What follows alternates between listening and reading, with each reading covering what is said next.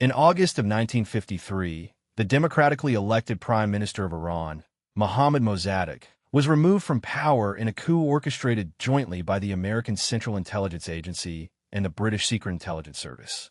The operation was conducted under the code name Operation Ajax by the CIA and Operation Boot by the British.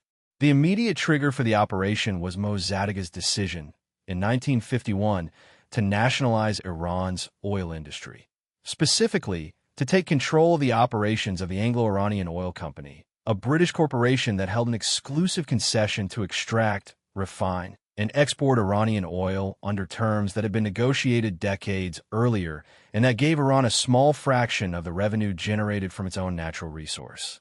What followed was a covert operation involving bribery of military officers, manipulation of the Iranian press, organized street violence, and the coordination of a military coup that removed an elected government and installed a system of rule under the Shah, Mohammad Reza Pahlavi, that would last for the following 26 years, until it was itself overthrown in the Islamic Revolution of 1979, an event whose causes trace directly back to the resentments generated by the 1953 coup. The Anglo-Iranian Oil Company, the corporate predecessor to what is now British Petroleum, had operated in Iran since the early 20th century under a concession originally granted in 1909. The terms of this concession, even after renegotiation in the 1930s, gave the British government and British shareholders the overwhelming majority of the profits generated from Iranian oil extraction, while Iran itself received a royalty that amounted to a small fraction of the wealth being extracted from its territory. By the late 1940s, this arrangement had become a source of intense nationalist grievance in Iran. The disparity was stark and increasingly well understood by the Iranian public. The company's profits and the wages paid to its British executives dwarfed the revenue received by the Iranian state and the wages paid to Iranian workers extracting the resource from Iranian soil. Mohammad Mosaddegh, a veteran nationalist politician with a long history of advocating for Iranian sovereignty over its own resources, became prime minister in 1951 with a mandate substantially built on the promise of nationalizing the oil industry. The Iranian parliament voted to nationalize the Anglo-Iranian Oil Company's holdings in March of 1951. Mossadegh's government offered compensation to the company for its physical assets, in accordance with the principles of international law governing nationalization, but Britain rejected the compensation terms and the broader principle of nationalization itself, viewing the seizure of the company's most valuable overseas asset as both an economic catastrophe and an unacceptable precedent for other nations with resources controlled by British companies. Britain's response combined diplomatic pressure, an international boycott of Iranian oil that devastated the Iranian economy by cutting off its primary export revenue, and, when these measures failed to reverse the nationalization, covert action aimed at removing Mossadegh from power entirely. The British intelligence service initiated planning for Mossadegh's removal, but required American participation to execute the operation, partly because Britain's diplomatic relationship with Iran had deteriorated to the point where direct British involvement risked complete severance of relations, and partly because the operation required resources and access that British intelligence alone could not provide. The American involvement required overcoming initial resistance within the Truman administration, which had been skeptical of British colonial-style interests in Iranian oil and had encouraged a negotiated settlement rather than regime change. The dynamic shifted substantially with the election of Dwight Eisenhower in 1952 and the appointment of John Foster Dulles as Secretary of State and his brother Allen Dulles as Director of Central Intelligence. The Eisenhower administration framed the Iranian situation through the lens of Cold War containment. Mossadegh's government, while not communist, was characterized in American policy discussions as unstable and vulnerable to communist influence or takeover, particularly given the activity of the Iranian Communist Party, the Tudeh, which, though not in government, was a significant political force. This Cold War framing, the argument that failing to act risked Iran falling into the Soviet sphere of influence, provided the American justification for an operation whose underlying motivation, from the British perspective, remained substantially about restoring control over oil revenue. The CIA operation, led on the ground by Operative Kermit Roosevelt Jr., grandson of President Theodore Roosevelt, combined several mutually reinforcing tactics. The CIA funded and coordinated a propaganda campaign in the Iranian press, placing stories designed to discredit Mosaddegh and portray him as a communist sympathizer or an unstable, dangerous leader. The CIA paid Iranian agents to organize street demonstrations and riots, some explicitly posing as communists to associate disorder with the political left and increase pressure for Mossadegh's removal, and others organized as ostensibly pro-Shah crowds. The agency also worked to secure the loyalty and cooperation of key military officers who would be needed to execute the actual coup.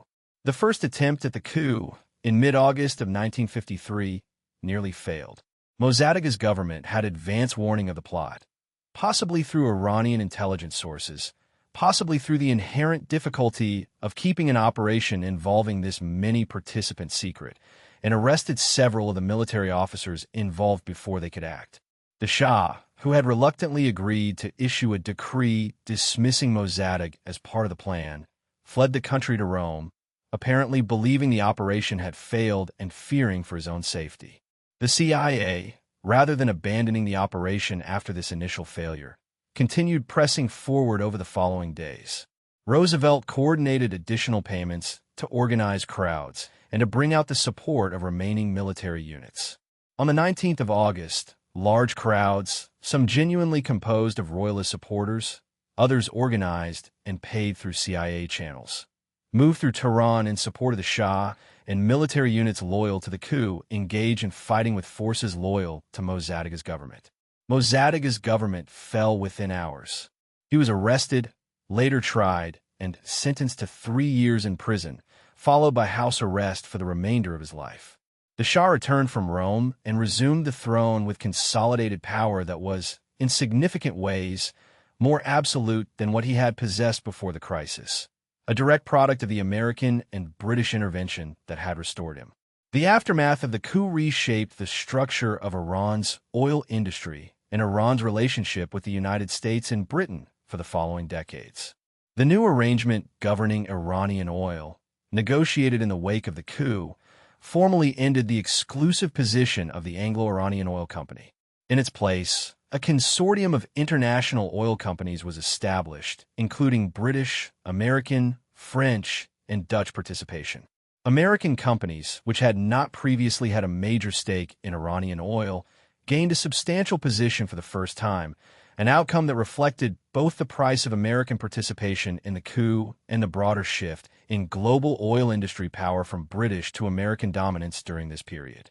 The Shah's government, propped up substantially by American support over the following decades, became increasingly repressive over time, relying heavily on the Savak secret police, trained with CIA assistance, to suppress political dissent.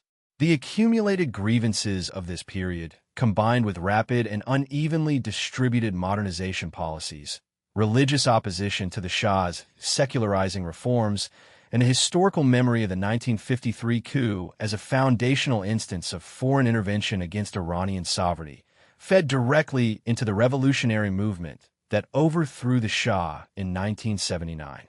The Islamic Revolution installed a government under Ayatollah Ruhollah Khomeini that was explicitly hostile to the United States, citing the 1953 coup repeatedly as a central grievance in its anti-American political narrative.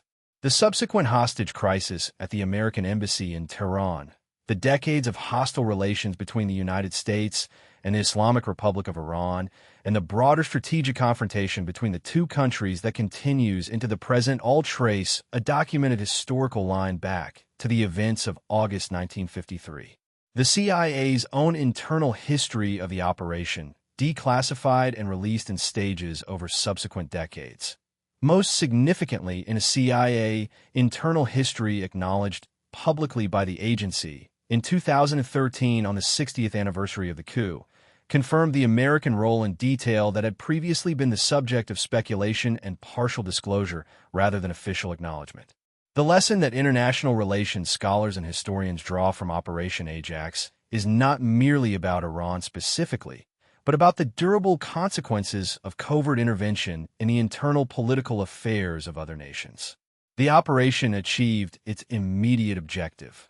Mosaddegh was removed, oil revenue flowed again to Western companies, and the perceived communist threat, whatever its actual magnitude had been, was eliminated from Iranian government.